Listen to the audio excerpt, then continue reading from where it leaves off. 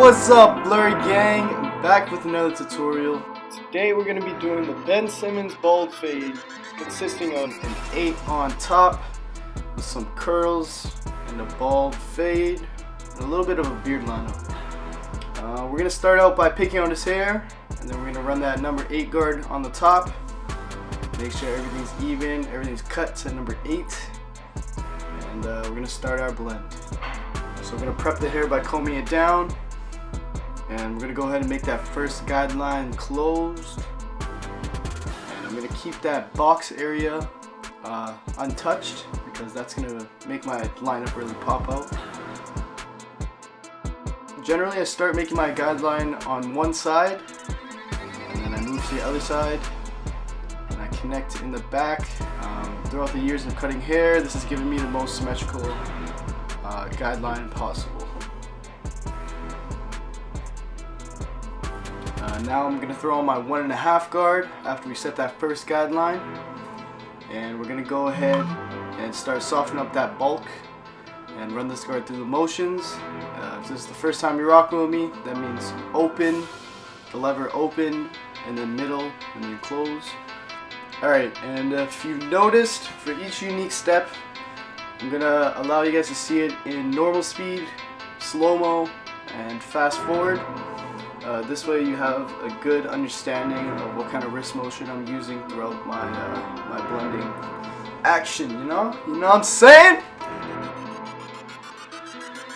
Alright, so now I'm going to go ahead and open my lever all the way.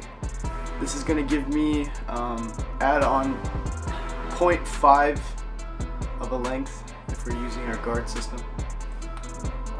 This is going to create our second guideline, and we're going to make it 1/2 inch above the first guideline, and it's going to be exactly parallel. Keep note of the type of motion I'm using. I'm flicking out at the top, but I'm using my flush blade to make the guideline. Now we're going to go ahead and use lever play to remove the line that we created. And a couple tips for that is I'm using strictly the corners of my blade. I'm flicking out in a C motion, you can see in the slow-mo. And I have a light hand throughout my entire haircut, especially when I'm blending. You gotta have a light hand. People tend to press harder because they think it'll cut hair more, but it just creates more lines. Alright, so now we got on the number 1 guard, and we're gonna go ahead and take that through the motions, open, middle, close.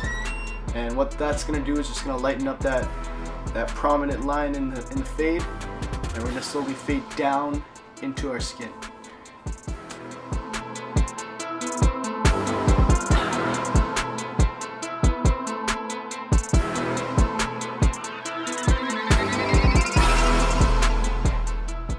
Alright, so after I'm done the motions with the number 1 guard, I go ahead and slap on my 1/2 guard, and we just run through the exact same steps, open, middle, close. Just make sure that since we're going shorter with our clipper, we move from the 1 guard to the 1/2 guard.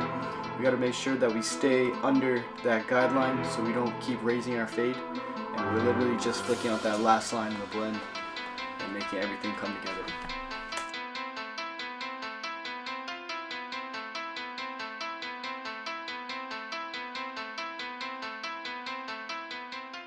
So if you've done everything correctly, after we're done our 1/2 guard, this is what we got.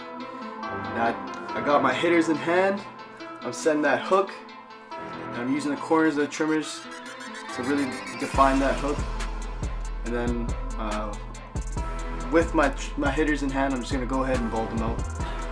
And when you bald them out, it kind of adds another, that very last layer to the fade, and really makes everything pop. Alright, so now we're going to the other side, and we're going to run through the exact same steps we just went through. I'm not going to talk too much here.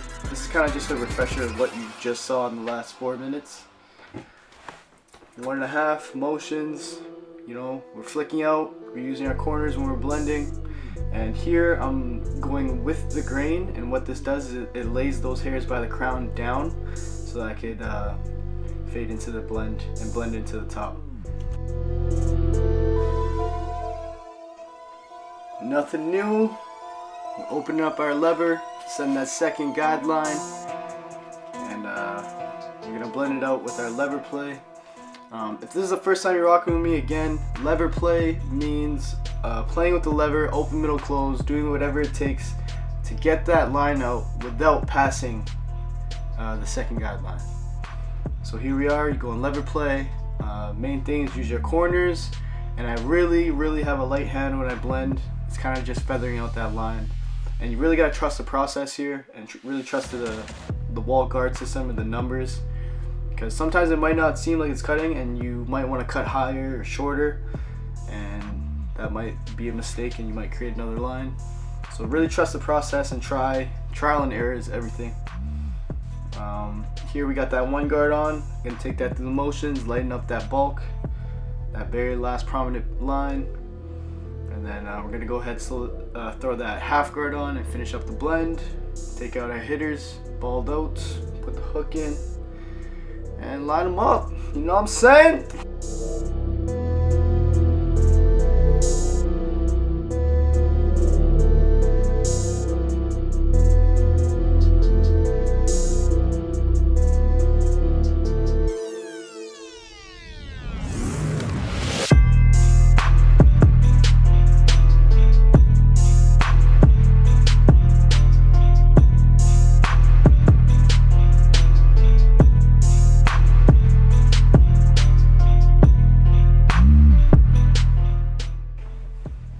Alright, here we got a little bit of lever play. I'm just going to take off that half guard and knock out those very last lines.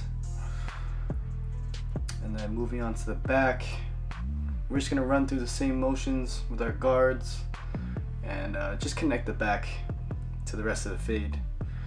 I feel like this is the quickest method for me, is fading, blending one side, moving on to the other side, and then connecting the blends in the back. This also gives me the blurriest blends because I could really focus on a small area at a time and like chop up my sections. This way I'm not too stressed about fading the entire head and missing out on details.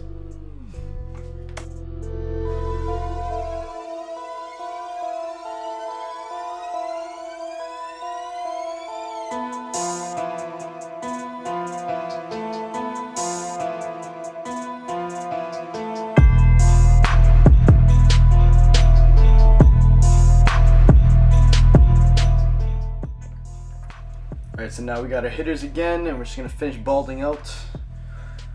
And this is really going to bring the fade together, and you guys are really going to see the fade without the distraction of all that unnecessary hair. Alright, this is like the final pick out. So we're just going to pick out his hair and make sure everything is out how it would be combed out. And now we're just gonna freehand whatever is outside the box of that silhouette. And freehand, I use it for two ways.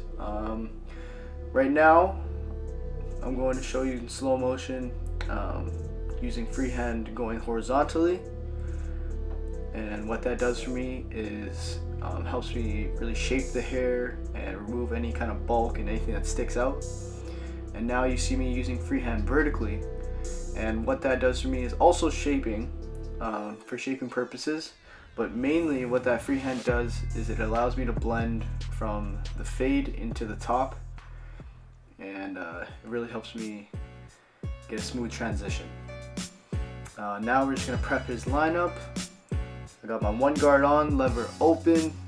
We're going to take that hairline, just a small section of the front of his hairline, with the grain. It's going to lay the hairs down. I'm going to spray some holding spray, blow dry it in, and get to lining them up. Prep is everything in any kind of industry, craft, whatever it is, food. Everyone knows that a good prep will result in a good product. You heard?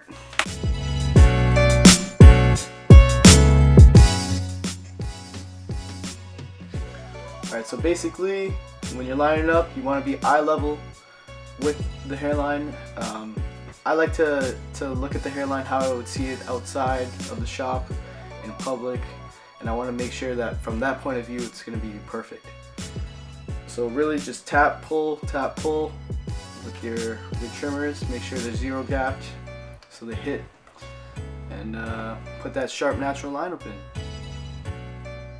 Now we got our straight blade, and we're just going to go over that lineup. We're not going to go past it, we're not going to go before it, we're going to go right up to that line and really make it defined. You don't want to push anything back with this process, you just want to enhance it and make it sharper. So if you've been watching my other videos, you already know, stretch the skin and then pull the blade against the grain or across the grain. This will give you the sharpest lineup. And here I'm just doing up his box and his hook, and then finish off that beard, and we're good to go.